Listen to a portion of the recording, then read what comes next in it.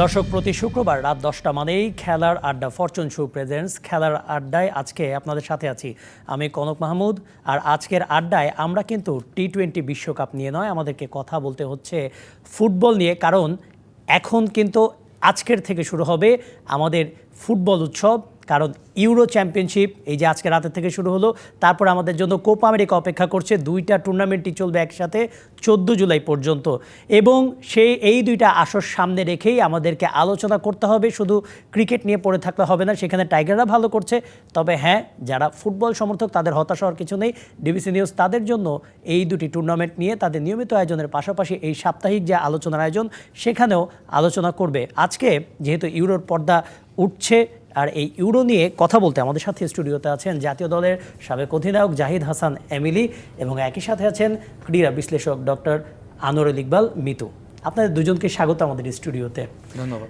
মিতু ভাই, মানে ক্রিকেট নিয়ে অনেক সময় দেখা যায় বেশি কথা বলতে হয়, কিন্তু মনে প্রাণে একজন ফুটবল সমর্থক।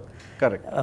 মানে ক্রিকেট ফুটবল কোন খেলাটাকে একটু বেশি পছন্দ করা হয়? সামনে ইউরো আসছে, ওটা নিয়ে কত বেশি এক্সাইটেড, এবং টি-20 বিশ্বকাপের তুলনায় কত বেশি এক্সাইটেড? না, তুলনা বলা যাবে না। আপনি দেখেন, আমাকে পরিচয় করিয়ে দিলেন ক্রীড়া বিশ্লেষক। আমি কিন্তু ক্রিকেট বিশ্লেষকও না, ফুটবল বিশ্লেষক, আমি স্পোর্টস লাভার আসলে। তো আমি একটু ছোটোবেলার থেকে স্পোর্টসটা সেইভাবে পছন্দ করি, কিন্তু আমি কেন জানো ফুটবলটা শুধু দেখেন আমার ইস্যু না, সারা বাংলাদেশেই যদি আপনি দেখেন ফুটবলের প্যারালালি কিন্তু আসলে কোনো স্পোর্টসই নেই ওয়ার্ল্ড ওয়াইড। তো যাই হোক, আমাদের দেশে যেহেতু ক্রিকেটের মাধ্যমে এখন ওয়ার্ল্ডের মানচিত্রে আমরা পরিচিত হই, সে কারণে ক্রিকেটটা গুরুত্ব পায়। কিন্তু ফুটবলটাও যারা খেলেছেন, এই যে এমিলিদের মতো প্লেয়ার, কাজী সালাউদ্দিনের মতো প্লেয়ার আমাদের দেশ থেকে কিন্তু বের হয়েছে। তো এটাকে যদি আমরা ফ্লোরিশ করতে পারি অবশ্যই ভালো। অবশ্যই। জাহিদ হাসান এমিলি, ইউরো শুরু হচ্ছে আজকে থেকে, কদিন পরে কোপা আমেরিকা, আপনার প্রিয় দল আর্জেন্টিনার খেলাও কিন্তু আছে। কতটা এক্সাইটেড আপনি? না, definitely excited as a footballer হিসাবে, কারণ আমরা তো সবসময় আসলে ফুটবল খেলা দেখতে পছন্দ করি টিভিতে। লাস্ট আপনার প্রিমিয়ার লিগ, চ্যাম্পিয়ন্স লিগ সবই তো শেষ হওয়ার পর কিন্তু একটা গ্যাপ চলে আসছে। আমাদের আসলে সন্ধ্যার পরে আসলে টাইম পাস করার তেমন কোনো অপশন থাকে না। তো আমরা ওই প্রিমিয়ার লিগটা দেখতাম, English premier league, Spanish league, last champions লিগের ফাইনাল হলো রিয়াল মাদ্রিদ যেটাতে চ্যাম্পিয়ন হলো। এরপর থেকে আসলে ওয়েট করতেছিলাম যে কবে আসলে ইউরোটা শুরু হবে, এবং আজকে রাত 1টা থেকে আসলে ইউরোর পর্দা উঠতে যাচ্ছে জার্মানিতে। প্রথম ম্যাচ জার্মানি স্কটল্যান্ড থেকে শুরু হবে আজকে প্রথম ম্যাচ। তো অনেক এক্সাইটেড, কারণ আমি সবসময় একটা কথা বলি যে আমরা যখন ওয়ার্ল্ড কাপ আসে তখন আসলে আমরা সবাই হয়তো ঝাঁপাই পড়ি ওয়ার্ল্ড কাপ দেখার জন্য, এবং কে চ্যাম্পিয়ন হবে এগুলো নিয়ে একটা আলোচনা থাকে। বাট যদি আপনি সব কিছু বিবেচনা করেন, আমার কাছে কিছু কিছু ক্ষেত্রে মনে হয় যে ওয়ার্ল্ড কাপ জেতার থেকে ইউরো জেতা অনেক কঠিন। এবং আপনি যদি গ্রুপগুলি দেখেন, কারা পার্টিসিপেট করে, কারা খেলবে, সব তো আসলে আপনার ডিসকাশনে বেরিয়ে আসবে। বাট আমার কাছে মনে হয় ইউরোতে কোয়ালিফাই করে রাউন্ড 24টা দলের ভিতরে আসা, সেখান থেকে চ্যাম্পিয়ন হওয়া ইজ ভেরি টাফ। কারণ ইউরো থেকে কোয়ালিফাই করে 24টা দলে আসাই কিন্তু বিশাল ব্যাপার। আপনি যদি ক্যালকুলেশন করেন, অনেক বড় বড় দল আছে যারা কিন্তু আসতে পারেনি, যাদেরকে আমরা ওয়ার্ল্ড কাপের সময় দেখবো ফেভারিট হিসেবে আসতেছে ওয়ার্ল্ড কাপে। সুতরাং আমি খুব এক্সাইটেড, আজকে রাতে শুরু হবে। আমরা তো এর আগে শুনেছি, বহুবার আপনার কাছে আমরা শুনেছি যে আপনার প্রিয় ফুটবলার লিওনেল মেসি, আপনার প্রিয় দল আর্জেন্টিনা, কোপা আমেরিকা, তার জন্য তো আপনার এক্সাইটমেন্ট তোলা আছেই। ইউরোতে আপনার পছন্দের দলটা? আমি আসলে বেশ কয়েকটা দলের খেলাই পছন্দ করি। যদি আপনি আমাকে স্পেসিফিকভাবে একটা দলের কথা বলেন, স্পেনকে আমি সাপোর্ট করি অনেক আগে। 2010-এর যখন ইউরো স্পেন চ্যাম্পিয়ন হয়, ওই যে দলটা ছিল আসলে, তো তখন একটা নতুন ফুটবলের কিন্তু ছোঁয়া স্পেন দিয়ে গিয়েছে।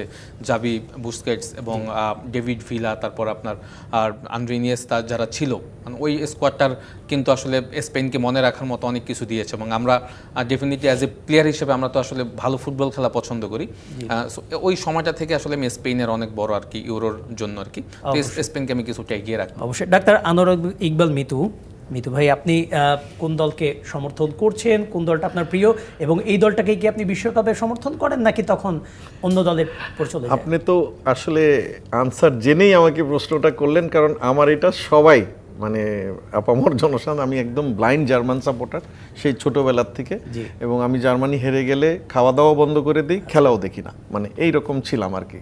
তো আমি সবসময় জার্মান সাপোর্ট করি, কারণ আমার একটা সবসময় ছিল যে স্রোতের বিপক্ষে যাওয়া। কারণ আমি ছোটোবেলার থেকে দেখতাম সারা বাংলাদেশ দুটো টিমকে সাপোর্ট করে, একটা হচ্ছে ব্রাজিল, একটা আর্জেন্টিনা। তো এই দুজনকে ট্যাকেল দেওয়ার মতো ইউরোপে কোন টিম আছে?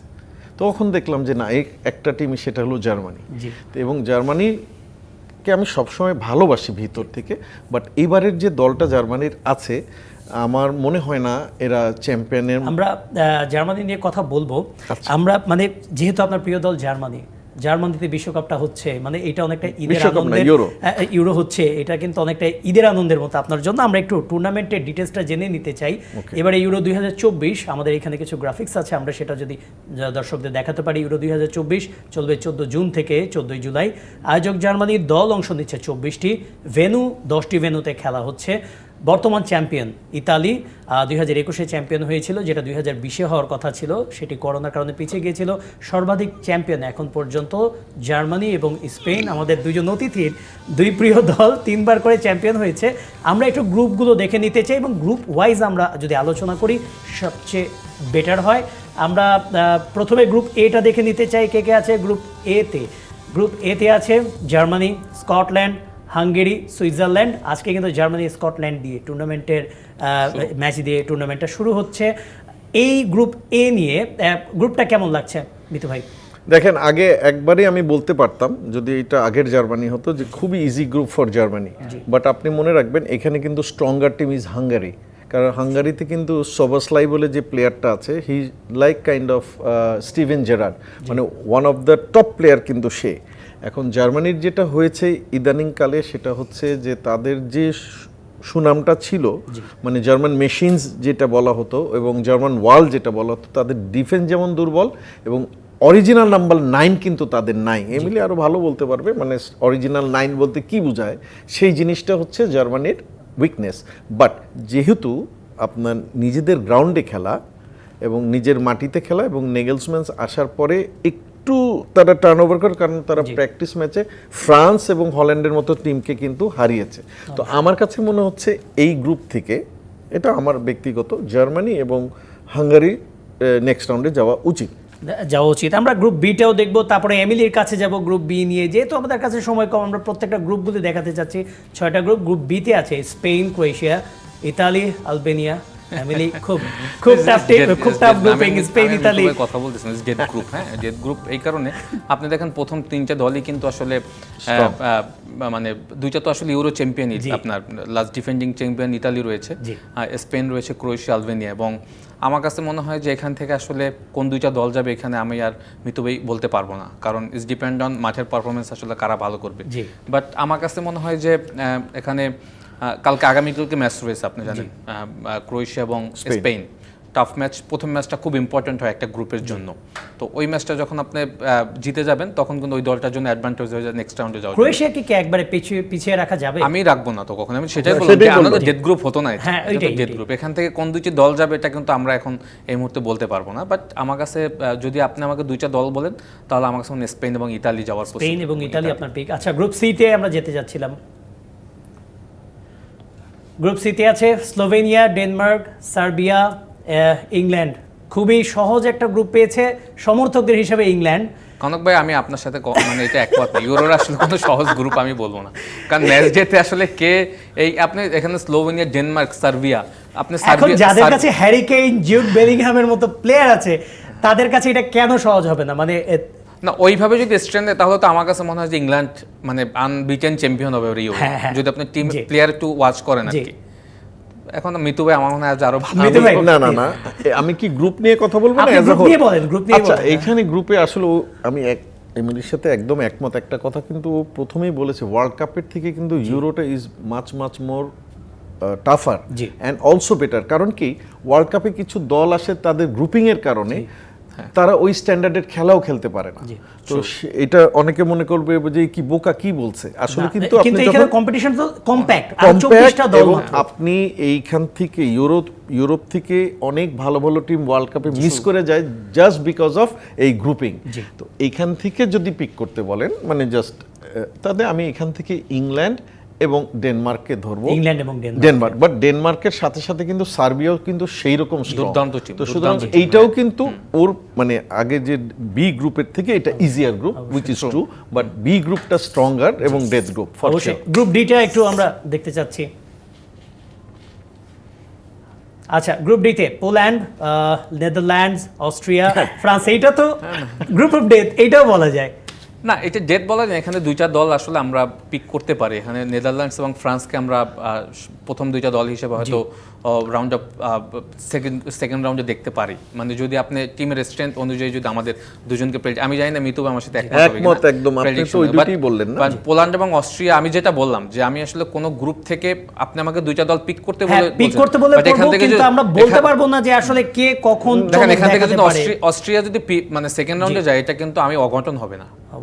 জিনিসটা হচ্ছে কি, এই দুইটা দল হলো খুব স্ট্যাবলিশড, বিশেষ করে ফ্রান্সের যে দল, মানে আমি আবারও বলি যে এবারে যদি ইউরো চ্যাম্পিয়নের ফার্স্ট কন্টেন্ডার ধরতে বলেন আমাকে, that is France, next is Portugal.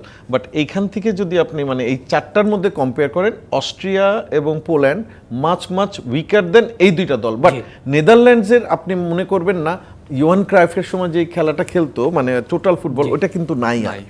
হলেও তাদের যে প্লেয়ারগুলো আছে এরা কিন্তু বিভিন্ন, বিশেষ করে ভ্যান ডাইক, ওদের ডিফেন্স লাইন যেমন স্ট্রং, এবং আপনি মাথায় রাখবেন ওয়ার্ল্ড কাপে ফ্রান্সকে কিন্তু নাস্তানাবুদ করে দিচ্ছিল আপনার নেদারল্যান্ডস, এবং আনলাকিলি ভাবে তারা হেরেছে। সুতরাং এইখান থেকে আমি এমিলির সাথে একদম 100% একমত, ফ্রান্স এবং নেদারল্যান্ডস নেক্সট রাউন্ডে যাওয়া উচিত। ওই উচিত শব্দটা বলতে হবে। হ্যাঁ, আরো দুটি গ্রুপ রয়েছে আমাদের বাকি। গ্রুপ ইটা একবার দেখতে চাই। গ্রুপ ইতে আছে বেলজিয়াম, স্লোভাকিয়া, রোমানিয়া, ইউক্রেন। বেলজিয়ামকে অবশ্যই আপনারা এগিয়ে রাখবেন। এই তিনটা দলের মধ্যে কাকে আপনারা দেখছেন? আমাকে যদি বলেন আমি বেলজিয়াম এবং ইউক্রেনকে রাখবো আর কি। আপনার এই দুইটা দল হয়তো নেক্সট রাউন্ডে যাওয়ার একদম আমি একমত, কারণ ওই আপনার স্লোভাকিয়া এবং রোমানিয়ার আপনি যদি জর্জ হ্যাজিদ ধরেন, সেই রোমানিয়া কিন্তু আর নাই। তো সুতরাং রোমানিয়া থেকে অনেকে মনে করবে ইউক্রেন কেন বলছে, কারণ ইউক্রেন আপনি রিসেন্ট কিছু হিস্ট্রি দেখেন অনেক বড় বড় দলকে কিন্তু ঠিকিয়ে দিয়েছে। সুতরাং বেলজিয়াম একেবারেই এক নম্বর মানে এই গ্রুপের মধ্যে, কারণ ডি ব্রুইনারের মতো প্লেয়ার যেখানে আছে, মানে আরো ভালো ভালো প্লেয়ার ওখানে আছে, সাথে ইউক্রেন এখান থেকে যাওয়া উচিত। আমি সবসময় উচিত শব্দটা বলছি, পরে বলবেন না যে মিতু ভাই ইউক্রেন তো গেল না, গেল রোমানিয়া, ওই যে 19-20। ওটা আমি বলবো না, তবে কোনো সমর্থক কিংবা আপনার যদি কোনো শুভাকাঙ্ক্ষী আপনাকে হঠাৎ করে মেসেজ পাঠিয়ে ভাইয়া কি বললেন এটা তো হলো না, তার দায় আমি নিব না। গ্রুপ এফটা একটু দেখতে চাচ্ছিলাম। এটা শেষ গ্রুপ। তুরস্ক আছে, জর্জিয়া আছে, পর্তুগাল, চেক রিপাবলিক। আসরের অন্যতম ফেভারিট বলা হচ্ছে পর্তুগালকে। এইখানে পর্তুগাল ছাড়া আমরা আর কাকে এগিয়ে রাখতে পারি? চেক রিপাবলিক, জর্জিয়া, তুরস্ক। আমি পর্তুগাল এবং চেক রিপাবলিককে, পর্তুগাল এবং চেক রিপাবলিক, তুরস্ক। এইবার আমি একটু মানে 19-20, সেটা হচ্ছে আমি টার্কিকে এগিয়ে রাখবো। টার্কি, ইয়েস, মানে পর্তুগাল তো মাস্ট। তাদের ফুটবল হেরিটেজের কারণে নাকি আর্দাগুলের যে নতুন তারকা এসেছে, কিছু তারকা আছে তাদের? কারেক্ট। এবং পর্তুগাল আমি বলি মানে টার্কির যে খেলাগুলো আমি এবার দেখলাম, জার্মানিকে হারিয়েছে দেখে বলছি না, ভীষণ ফাইটিং টিম, মানে যে কোনো সময় যে কোনো অঘটন তারা ঘটাবে। এবং আমি এই কারণে বললাম যে পর্তুগাল ওর সাথে একমত, বাট আমাকে যদি পিক করতে বলেন, যেহেতু পিক করতে বলেছেন, হ্যাঁ, সেই কারণে আমি তুরস্ক বললাম। এমিলির তো প্রিয় দল হওয়া উচিত তুরস্ক। কেন প্রিয় দল তুরস্ক? কারণ তুরস্কের একজন ফুটবলারের নামে আপনার ছেলের নাম রেখেছেন আপনি। রাইট। প্রিয় দল বলতে তুরস্ক আপনার আমাদের অনেকেরই প্রিয় দল হওয়া উচিত, কারণ তুর্কি দলটা আপনার লাস্ট যখন ইউরোর ফাইনাল খেললো আর কি, তখন থেকে আসলে তুরস্ক কিন্তু আসলে আমার কাছে মনে হয় যে ফুটবলার একটা ওদের ফুটবলটাও কিন্তু তখন থেকে একটা চেঞ্জ আসছে। তো আমি মনে করি যে মিতু ভাইয়ের সাথে আমিও একমত। বাট চেক রিপাবলিকের আপনার রিসেন্টলি আমার কাছে মনে হয় যে বেশ কিছু ওদের প্লেয়ার হচ্ছে ইউরোপিয়ান স্ট্যান্ডার্ড, মানে যারা আসলে ওয়ার্ল্ড স্ট্যান্ডার্ড প্লেয়ার। তো ওই হিসাবে আমি আসলে চেক রিপাবলিককে আসলে সেকেন্ড হিসাবে রেখেছি। বাট তুরস্ক আসলে সেটা আমার কাছে মনে হয় না কোনো অঘটন হবে, বরং তারা তাদের যোগ্যতা অনুযায়ী সেকেন্ড রাউন্ডে আসবে। অবশ্যই, মানে ফুটবল হেরিটেজের কথা চিন্তা করলে তুরস্ক অবশ্যই অনেক বেশি এগিয়ে থাকবে। এখানে পর্তুগাল নিয়ে আমরা কথা বলতে চাচ্ছিলাম। পর্তুগাল বাছাই পর্ব পেরিয়ে এসেছে, তারা শতভাগ জয় নিয়ে এসেছে। এইটা পর্তুগালকে কতটা এগিয়ে রাখছে? সবাই ক্রিস্টিয়ানো রোনালদোকে নিয়ে বলছে, আমাদেরকেও কথা বলতে হবে, হি ইজ আ লিজেন্ড। কিন্তু আরও অন্যান্য যে তারকা রয়েছে, রাফায়েল লাও কিংবা গনসালো রামোস, আরও যে তারকা রয়েছে, ডিয়েগো জোটা, তারা কতটা মানে এগিয়ে থাকবে এই ইউরোটা জয়ের জন্য? আমি বলি, আমি অফ দ্য রেকর্ড ওর সাথে যখন কথা বলছিলাম, আমি আবারও বলি, দুইটা টিম খুব আউটস্ট্যান্ডিং। একটা হচ্ছে ফ্রান্স, একটা হচ্ছে পর্তুগাল। বাট পর্তুগালের যেটা হচ্ছে হেরিটেজটা খুব কম। আমি যেমন তোমাকেও বলছিলাম যে জিনিসটা হচ্ছে এই ওয়ার্ল্ড কাপ এবং এইসব ইউরো কাপে কিন্তু কিছু বড় দল আছে, কিছু ভালো দল আছে। জি। এইটি আমি বুঝাইতে পারি না, কিন্তু ওই বড় দলের মধ্যে কিন্তু আবার ভালো দল আছে, কিন্তু ভালো দলের মধ্যে কিন্তু বড় দল নাই। জিনিসটা খুব ইজি, হ্যাঁ। কিন্তু দেখা যায় কাপটা সামহাও ওই বড় দলের হাতে চলে যায়। তুমি ওয়ার্ল্ড কাপেও দেখো, ব্রাজিল 5 বার, জার্মানি 4 বার, ইটালি 4 বার, এরা কিন্তু ভালো দলও বড় দলও। জি। কিন্তু এখানে দেখবা হল্যান্ড কিন্তু খুব ভালো দল, কিন্তু বড় দল বলা যাবে তাদের? ট্রফি নেই। ট্রফি কি? ট্রফিটা আমি ট্রফি রেসপেক্টে বলছি। তো সেই রকমই যে Portugal as a team is solid, মানে খুব ভালো, খুব ভালো। চ্যাম্পিয়ন না হলে দুঃখজনক হবে, জি। বাট ওদের হিস্ট্রিও কিন্তু তাই। আপনি ওয়ার্ল্ড কাপও যদি দেখেন আর ইউরো দেখেন, ওয়ান। তো সেই হিসাবে আপনি যখন ফ্রান্সের সাথে কম্পেয়ার করবেন, ফ্রান্স যেমন আবার ওয়ার্ল্ড চ্যাম্পিয়নও, এবং ফ্রান্সে কিছু প্লেয়ার আছে মানে ওরা মানে আনপ্যারালাল। আমি বলে দিচ্ছি কিছু নাম, এমবাপে। আমরা যেমন এই যে ও যেমন মেসির সাপোর্টার, মেসি রোনাল্ডোর যুগ প্রায় শেষ। এখন নতুন যুগ যদি আসে তাহলে এমবাপে আর হালান্ড জি মাস্ট। বাট হালান্ডের দুর্ভাগ্য, সে এমন একটা দেশের হয়ে খেলে তারা আসতে পারে না। এই যে একটা টপ প্লেয়ার কিন্তু ইউরোতে নাই, কোয়ালিফাই করতে পারে না। আপনার মানে হালান্ডে কি সবচেয়ে বড় তারকা যাদেরকে আমরা মিস করতে যাচ্ছি? অফকোর্স হাল্যান্ডের মতো প্লেয়ার। আমি বলি হাল্যান্ড এনে এমবাপের দৈরত্যে আপনি সামনে দেখবেন। তো এখন এমবাপে তো শুধু না, আপনি চোমেনির মতো প্লেয়ার আছে, আপনি আপনার কামাভিঙ্গার মতো প্লেয়ার আছে, আপনার কুন্ডের মতো প্লেয়ার আছে, আপনার হ্যাঁ ইব্রাহিমা কোনাটা, মানে কে নাই আপনি আমাকে বলেন যে এই প্লেয়ার। কোমেন আছে অবশ্যই। মানে আমরা গ্রুপগুলো দেখে নিলাম, আমাদের যারা গেস্ট তারা কিন্তু তাদের পিকগুলো দিলেন। তারা বললেন না যে তারাই যাবে, তারা বললেন যে এই দলগুলো যাওয়ার ক্ষেত্রে ফেভারিট। পরের রাউন্ডে আমরা এই দলগুলো নিয়ে আরেকটু বিশদ আলোচনা করব, তাদের যে তারকারা রয়েছে সেগুলো নিয়ে আলোচনা করব। ফরচুন শু প্রেজেন্টস খেলার আড্ডা, একটা বিরতি নিচ্ছি, আমাদের সাথেই থাকুন। স্বাগত আরেকবার ফরচুন শু প্রেজেন্টস খেলার আড্ডায়। কথা বলছিলাম ইউরো নিয়ে। আজ রাতেই পর্দা উঠছে ইউরো 2024-এর প্রথম দিনেই মুখোমুখি হবে জার্মানি এবং স্কটল্যান্ড। আর এই ইউরো নিয়ে আমরা আলোচনা করছি আমাদের স্টুডিওতে। আমরা দলগুলো নিয়ে কিছুটা আলোচনা করেছি আমরা শুরুর দিকে। আমরা দলগুলো নিয়ে আরেকটু আলোচনা করতে চাচ্ছিলাম। আমরা পর্তুগাল এবং ফ্রান্সের কথা খুব করে শুনছিলাম। গতবারে ফাইনালিস্ট ইংল্যান্ড 2021-এ যখন খেলো ফাইনাল, তখন একটা আশা ছিল যে তারা চ্যাম্পিয়ন হবে, বাট ইতালির কাছে সেটা পসিবল হয়নি, ইতালির কাছে হারতে হয়েছে। সবচেয়ে হাইপ টিম বলা হয় এমিলি, মানে ইংল্যান্ডকে। আপনার হ্যারি কেইন, জুড বেলিংহ্যাম, তারকার তো অভাব নেই। তারপর হ্যাঁ, মানে তারপরও কেন এই অবস্থাটা হচ্ছে, একটু যদি এমিলি বলতেন। না, ইংল্যান্ডের ব্যাপারটা হচ্ছে মিতু ভাই কিন্তু একটা ইজি ক্যালকুলেশন দিয়েছে যে আপনি যদি যত সুপার টিম নিয়ে আসেন, আপনি এন্ড অফ দ্য শেষে যদি আপনার কোনো ট্রফি না থাকে, তখন আসলে ওই দলগুলির কিন্তু ভ্যালু থাকে না। এখন ইউরোতে লাস্ট 3 বার চ্যাম্পিয়ন হয়েছে আপনার স্পেন এবং জার্মানি। তো ইংল্যান্ডের পিছনে কয়বার ইউরো চ্যাম্পিয়ন রয়েছে। তো বাট যখন আপনি ফেভারিট ভাবেন, তখন কিন্তু আমরা ফেভারিট কেন ধরি, আপনার প্লেয়ার টু ওয়াচ দিয়ে আপনার চিন্তা করি যে আসলে এই টিমের স্ট্রেন্থ কোথায়। আপনি যদি দেখেন তাদের 23 জনের যে স্কোয়াড বা 26 জনের যে স্কোয়াড, আমার কাছে মনে হয় যে সুপার। হ্যাঁ, এবং গ্যারেথ সাউথগেটের আমাকে মনে হয় লাস্ট অ্যাসাইনমেন্ট হবে এইটা। সে যদি এবার কিছু না করতে পারে, হয়তো তাকে স্যাক করা হবে, এবং এরকমের একটা প্রিপারেশন হয়তো এফএ নিয়ে রেখেছে। হ্যাঁ, কারণ সাউথগেটকে কোনো অনেক সুযোগ দিয়েছে, বাট সে ইউরোর ফাইনালে গিয়েছে। ফাইনালে গেলে হবে না, আপনাকে চ্যাম্পিয়ন হতে হবে ইন্ডিয়া। আর আপনি যেটা মানে ট্রু যে আপনি ইংল্যান্ডের যদি টিমের স্ট্রেন্থ দেখেন, আমার কাছে মনে হয় যে দুর্দান্ত একটা টিম। প্রত্যেকটা প্লেয়ারের জায়গায় স্টার্টিং 11-এর পরে আরও 11 জন প্লেয়ার রয়েছে যে substitute, they have capable to play starting 11 প্রত্যেকে। সুতরাং ওই জায়গা থেকে কিন্তু আমরা চিন্তা করতে পারি যে ইংল্যান্ড যদি চ্যাম্পিয়ন হয়, সেটা তাদের প্লেয়ারদের পারফর্মের উপরই চ্যাম্পিয়ন হবে, এবং সেইটা হলে আমরা অঘটন বলবো না, বরং আমরা বলবো যে এইটা ইংল্যান্ডের জন্য চ্যাম্পিয়ন হওয়াটা সময়ের ব্যাপার। বাট ওই যে বললাম যে ফ্রান্স যেভাবে প্লেয়াররা পারফর্ম করে জাতীয় দলে এসে, আপনি ইংল্যান্ডকে কিন্তু ওইভাবে দেখবেন না।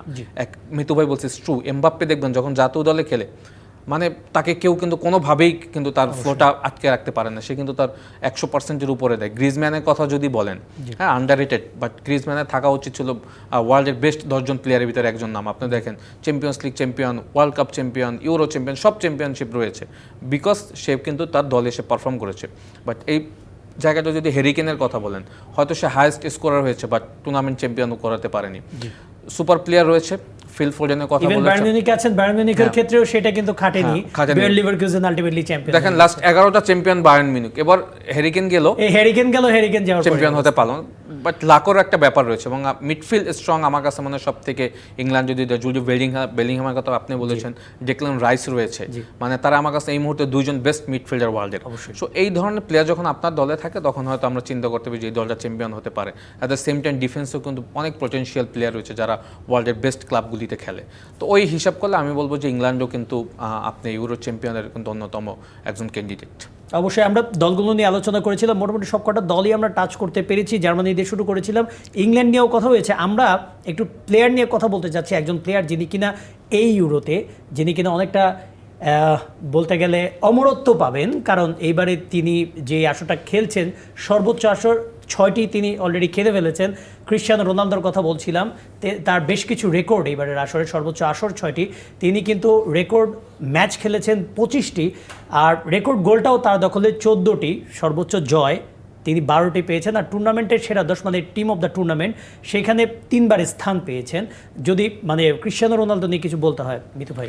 আসলে দেখেন, ক্রিশ্চিয়ানো রোনাল্ডো নিয়ে কথা বলতে গেলে আমার সেই স্পর্ধাটা নাই। কারণ কি, কিছু আউট অফ দ্য ওয়ার্ল্ড কিছু প্লেয়ার থাকে, হ্যাঁ, যেমন ম্যারাডোনা, যেমন মেসি, যেমন পেলে, যেমন বেকেনবাওয়ার, এদেরকে নিয়ে কথা বলাটা আসলে আমাদের মতো মানুষের মানে স্পর্ধার বাইরে।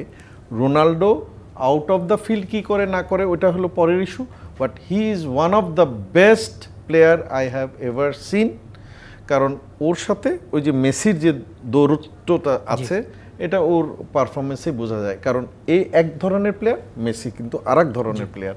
কে কার থেকে ভালো দেখেন, এটা তো ধরেন অঙ্ক পরীক্ষা হলে বুঝতে পারতাম যে ও অঙ্কে ভালো না আমি ভালো।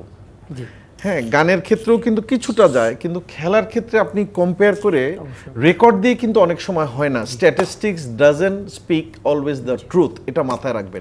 হতে পারে একজন ধরেন ওয়ার্ল্ডের আপনার ওয়ার্ল্ড কাপে হাইয়েস্ট স্কোরার কে, মিরোস্লাভ ক্লোজার। এখন মিরোস্লাভ ক্লোজার সাথে কি ওকে ম্যাচ করা যাবে? না না না, তা তো করা যাবে না।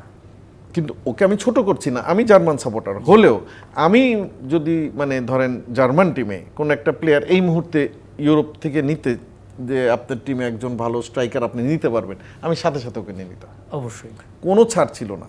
কারণ এই যে দেখেন, ও হয়তো এখন সৌদি লিগে খেলে, বাট ওইখানেও কিন্তু হাইয়েস্ট স্কোরার, ওইখানেও তিনি রেকর্ডের পর রেকর্ড করছেন। কিন্তু একে নিয়ে আসলে মানে হ্যাঁ, আউট অফ দ্য ফিল্ড অনেক কিছু আছে তার, সেটা different issue, but as a player A++।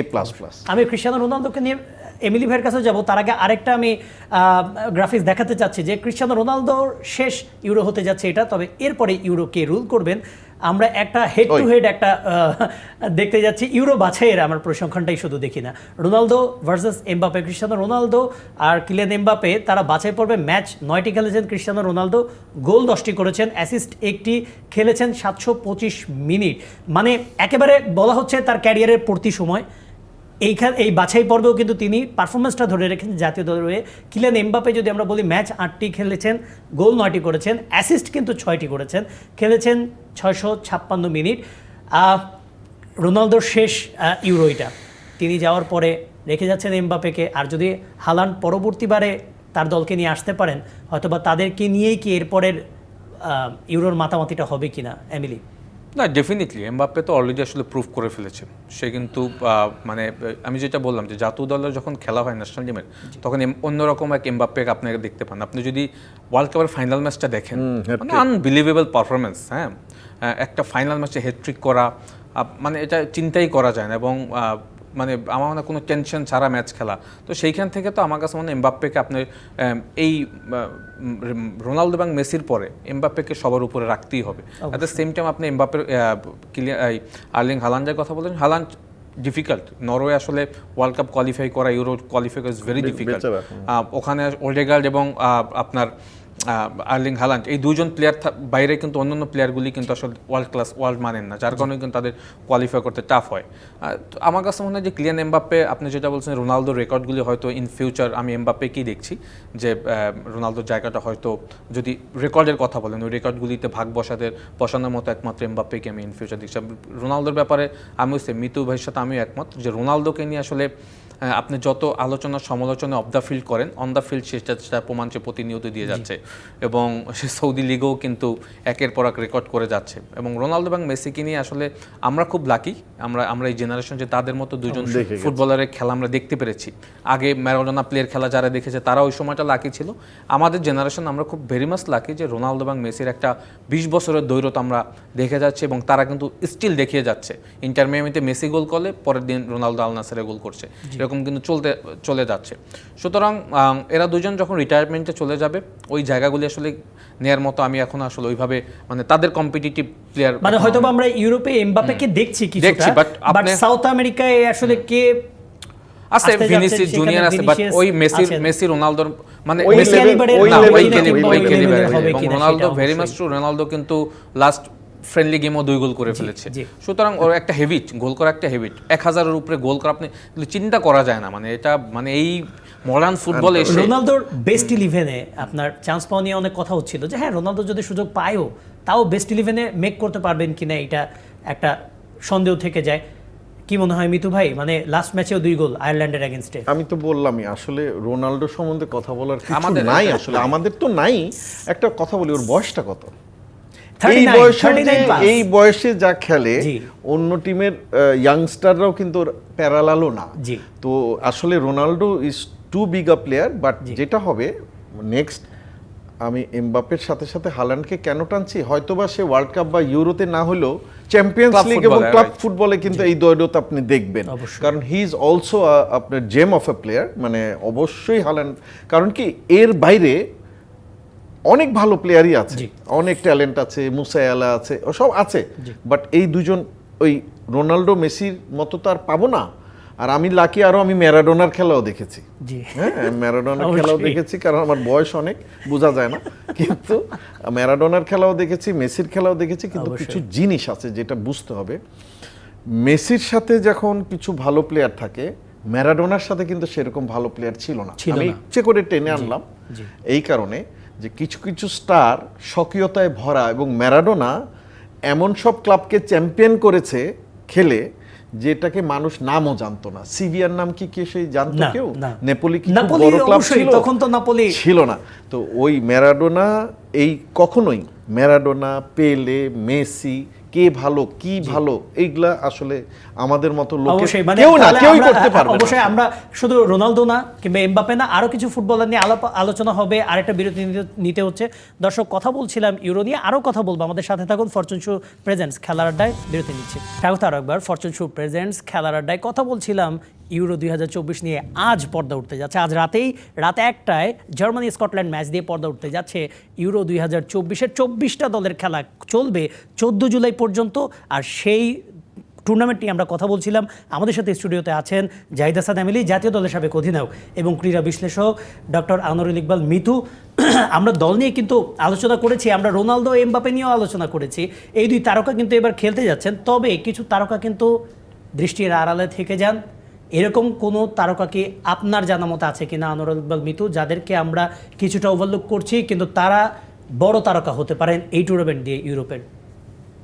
এটা বেশ কঠিন, কারণ আমরা যেটা বললাম ফ্রান্সের মেজরিটি প্লেয়ারই কিন্তু অলরেডি তারকা। ফ্রান্সের ইনক্লুডিং ইংল্যান্ড, ও যা যা নাম বললো, ইনক্লুডিং পর্তুগাল।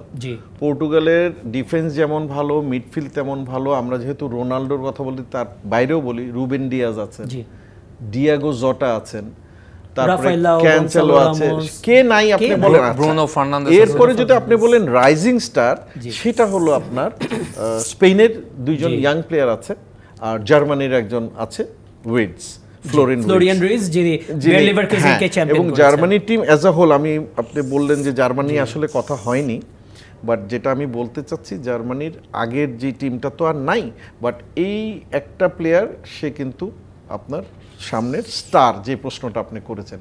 এছাড়া অন্যান্য দলে যারা আসছেন সবাই মোটামুটি কিন্তু স্ট্যাবলিশড প্লেয়ার, মানে নতুন করে আপনাকে জানান দিবে ওইরকম কিন্তু প্লেয়ার ওইরকম আর নাই।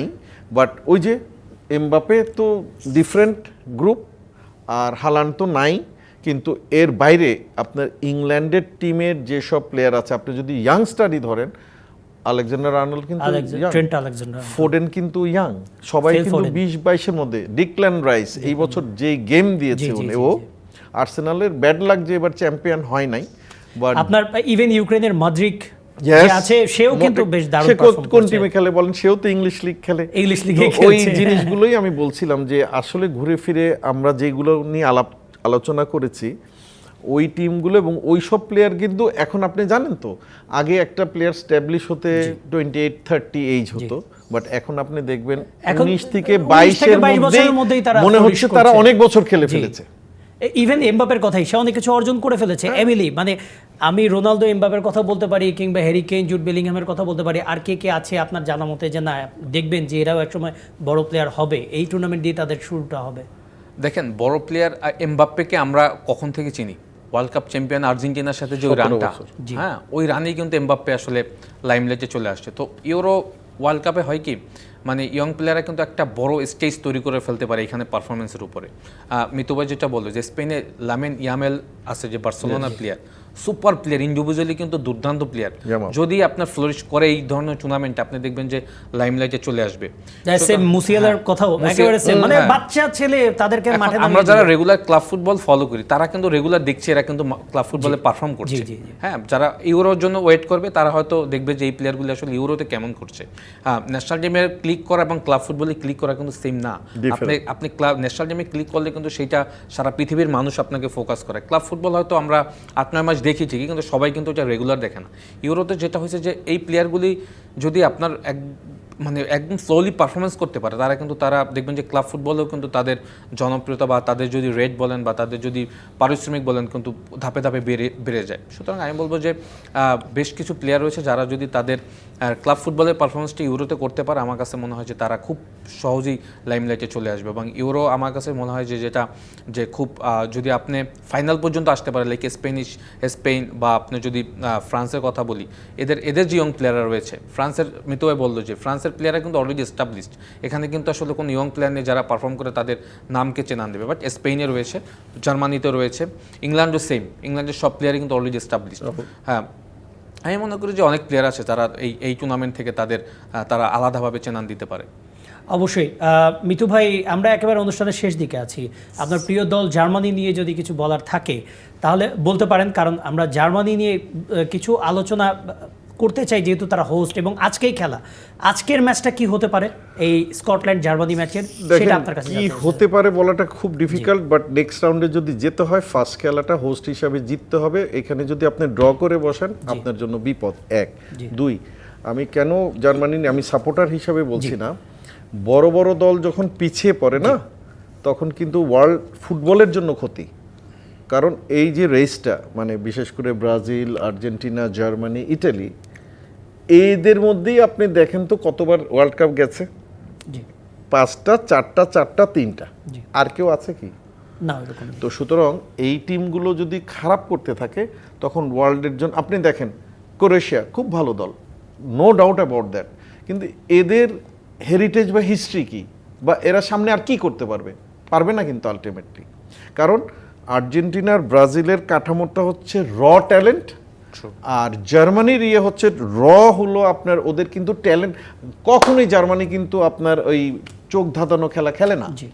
তাদের কিন্তু আপনার একাডেমি থেকে যেই ধরনের প্লেয়ার বের হয়, আপনি সেই জিনিসটা থেকে কখনো কিন্তু জার্মানি এমন হয় নাই যে খুব পিছিয়ে যায় 8-10টা দল থেকে, আদারওয়াইজ 4বার চ্যাম্পিয়ন হতো না, 3বার চ্যাম্পিয়ন হতো না। সুতরাং এরা কিন্তু কামব্যাক কিভাবে করতে হয় এটা কিন্তু তারা খুব ভালো মতো জানে।